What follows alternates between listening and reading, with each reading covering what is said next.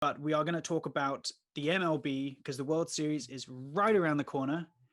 And a simple, straight up question: who's going to win? One word answer. Who's going to win? Dodgers. Okay. I when I first thought about this, I was like, because I was watching the Dodgers play, and when I saw the Rays went through, I thought there's no team that's going to beat the Rays. I just felt it. But watching the Dodgers come back in the manner they did, it feels like there is something about this team that just they somehow get it over the line in the way that it almost feels like Tampa Bay hasn't been challenged. Like obviously they've been challenged. They've played a full season, full quote unquote full, but it's just something about this Dodgers team that not only has stellar pitching, and I know we're talking about Tampa Bay, which has had incredible pitching for since the dawn of time pitching, but this Dodgers team and the bats, when they like the first inning set records that what was it, game five where they scored 11 runs in the first inning. Kind of hard to pitch against that, and against a Braves team which was pretty damn good at pitching. Yeah, I was kind of heartbroken when the baby Braves got beat, but look, this Dodgers team has historically always kind of choked, even when they kind of got the World Series and got cheated of a win. I think it's like they just have so much momentum coming off this comeback. Like they're going to hit the ground running, I would hope. Now, to be fair, that can all be stopped if Kershaw has a terrible game one tomorrow. I think so much of the series is going to come down to that first game. That first game, and kind of, I don't know who's pitching for the Rays. Maybe it's Snell, but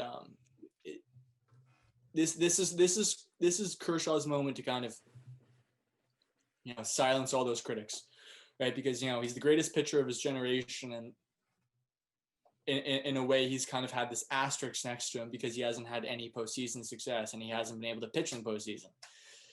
Yep. And he's been okay this offseason or this postseason so far, but I think this is his golden opportunity to kind of silence all the doubters, and kind of solidify his kind of status as being kind of that generation's best pitcher. Because I mean, the other guy who you can make that argument for, or the other two guys that you can make that argument for as being the kind of this generation's top pitcher, would be Scherzer and Verlander, and those guys both have World Series rings, right? So, and not only World Series rings, but they also pitched pretty phenomenally in the postseason. Yes. Like if there's a game 7 in the postseason, I want prime Verlander over anybody, right? So,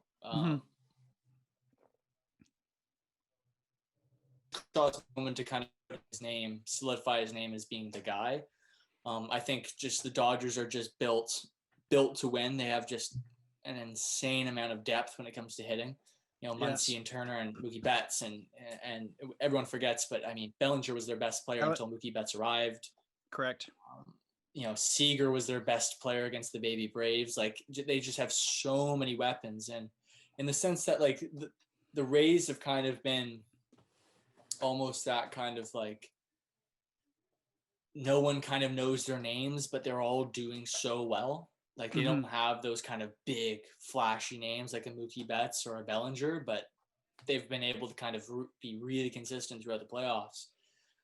But if LA Dodgers, if their guys show up, then I mean, like there's gonna be no stopping them. Like, they have momentum, and that's where my opinion falls. But I mean, that can end pretty quickly if the Rays kind of get pitching. But I think it's gonna be a really good World Series. That's for sure. It could be incredibly boring because the pitching is of such a high quality that we won't see a lot of runs. But I don't think that's where it's going. I think it's going for big, almost football score type games. But I like, in a way, like, as much as that like baseball fans love like the high scoring games, and like the 11-run inning was fun for Dodgers fans, and for probably a casual baseball fan too, it was cool to see. But I mean, I love just as much as the next guy like an absolute battle between starting pitchers that like they're not going to like inning to inning they're going at each other and they're striking out sides, right? And it's 2 hits per team kind of thing at the end of the game and stuff like that. Like that to me is just like that is entertaining playoff baseball. Like a Walker Buehler, just like Charlie Morton going at it. Like what could be more entertaining than that? So from that perspective, I think it's going to be a good World Series. I think the Dodgers and the Rays were kind of the favorites at the start of the year. Maybe the Yankees were probably the favorite for the AL, but I mean, the Rays kind of definitely played themselves into being the favorite. So I don't think there's any surprise on who's actually in the World Series now. So now it's just about the fans just enjoying this battle of Titans kind of thing. So, and I mean, like these are 2 teams that are just built so differently. Like, I mean, look at the payrolls of these 2 teams. I mean, Absolutely. Dodgers spend more money than God, and then Tampa Bay Rays are on a budget. I mean, now from the small ball and bat game to the ball with laces and pigskin game. And yes, I am known for these wonderful transitions. We got 3 teams in the NFL still undefeated. Only 3 of the Titans, the Seahawks, and the Steelers. All led by quarterbacks who are having really, really good seasons so far. If you had to pick between Ryan Tannehill, Big Ben, Russell Wilson, who is your MVP of the first 5 games? Because there's only one right answer, but I'll let you pick. I mean, like, as good as the other 2 guys are, there's no question that's Russell Wilson. Yeah, okay. Like, it's not even close. Like Russell Wilson's doing inhuman things. And I think so we look 19 touchdowns. I mean, really, we could just stop there. Because, the way that he has carried the Seahawks offense for years, and not 4 years, but 4 years. For years is, it's really difficult to say. Oh, that American vintage hits you where it hurts.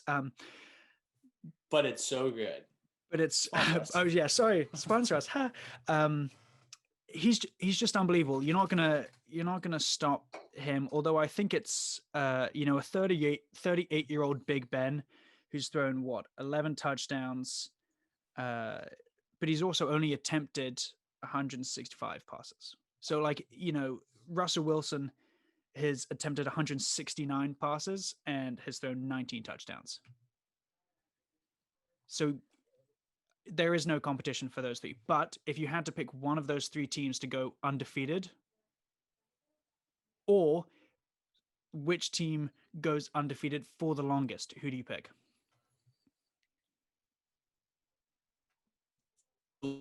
I don't know, because I'd have to actually bring out schedules. Do you have the schedules for those 3 teams? Yeah, absolutely not. So I'll make it up. No, I don't. So don't even do this Googling. Go with the gut. I'm going to say, even though my heart says the Seahawks because of Russell Wilson's ability, I'm going to pick Tennessee to go undefeated the longest. Yeah. I mean, the Steelers are in a division where they're going to have the easiest time, I think.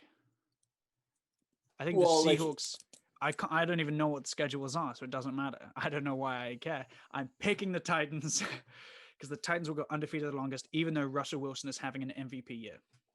Well, if you want to look at next Sunday, 2 of these teams play each other. So, I mean, you're going to be right or you're going to be right. I will absolutely be right. All right. So, yeah, it's Titans, Steelers next Sunday, and it's Seahawks, I think the Cardinals.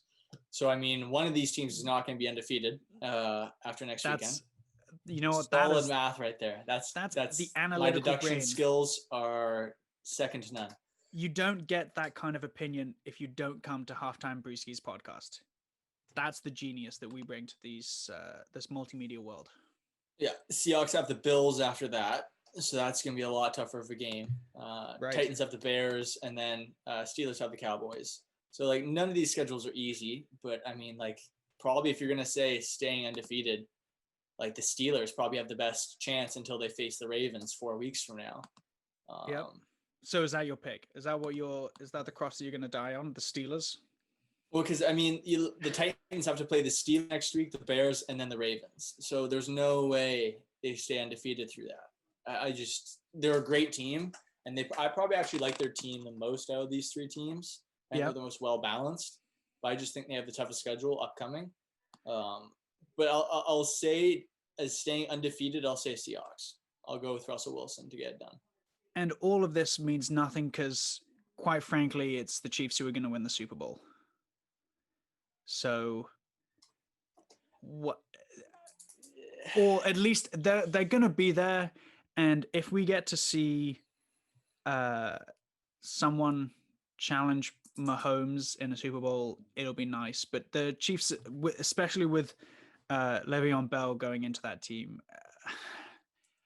Yeah, it was kind of a cheat code already. The offense was, If Le'Veon Bell can find his Pittsburgh Steelers form, which I think he will with Mahomes,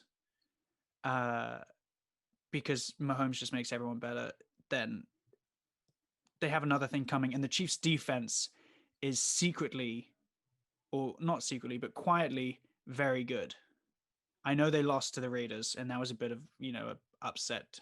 The Raiders are a good team, though. But yeah, the Raiders, definitely the Raiders are a good team. But it's going to be the Chiefs versus someone in the Super Bowl. Doesn't matter who. Yeah. I think all the listeners can tell that we are just very smart when it comes to football. We are just so tuned in. Hey, I started supporting the Chiefs when I found out Travis Kelce had a dating show called Catching Kelce. So my football knowledge is bar none. Yeah, I mean, your football roots run deep there. Thank you. Yeah. And oh my God, I can't believe we haven't even mentioned The Bachelorette now. What a crazy first episode. But maybe we'll have a different podcast for that. I don't know. Maybe not. It was crazy. I haven't done my prop bets for tonight, but I need to go do those. On The Bachelorette? The only reason I watched it is because you bet on it. Well, yeah, I know, but I'm money to be made. I'm currently watching it alone, and my mother walks by every time and says, "Why are you watching that?" I'm like, "Mom, shut up." And then I'll watch it, and she'll say, "Oh, no one. Why would you say that?" I'm like, "Mom, you're upsetting me." Wow. Wow. Like, I don't know how I follow that up. That sounds like, I think this is a perfect time. Fun family dynamic. I think it's a perfect time for a non-paid-for ad for American Vintage. The tastiest tea this side of the Boston Tea Party. You're going to get sued. Absolutely. There's no way this episode is getting published because I've mentioned American Vintage so many times. Well, on that note, we can only move on to the fourth quarter